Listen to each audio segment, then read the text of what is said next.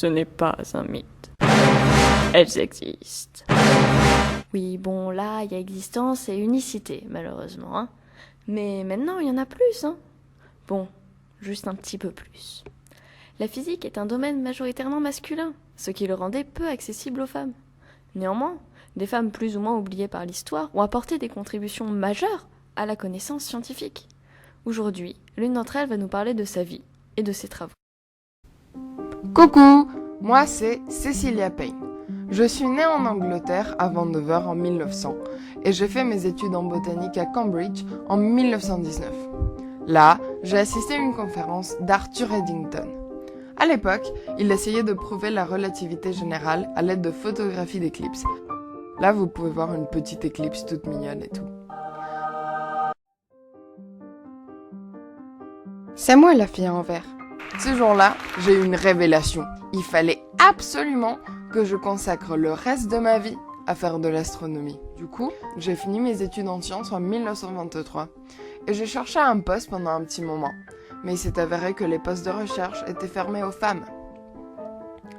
Mine de rien, j'ai réussi à avoir une bourse d'études à l'Observatoire d'Harvard et c'est parti pour la traversée de l'Atlantique.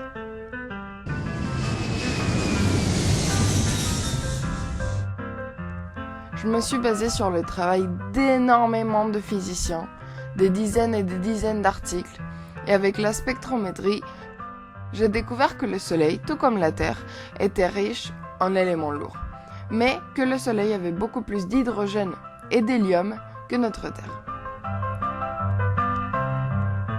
Apparemment, mon article là-dessus n'était pas en accord avec les idées de l'époque, et Henry Russell m'a décidé de le publier. Dans ma thèse, j'ai donc exclu mes résultats sur l'hydrogène. Et vous savez ce qu'il a fait 4 ans après, ce fichu Henry Russell ? Il a publié un article, avec mes résultats. Enfin bon. Un beau jour de 1931, j'ai rencontré l'homme de ma vie, Sergueï Gaposchkin, mon petit Sergueï. Astronome lui aussi. Oh, regardez comme on était mignons à notre mariage.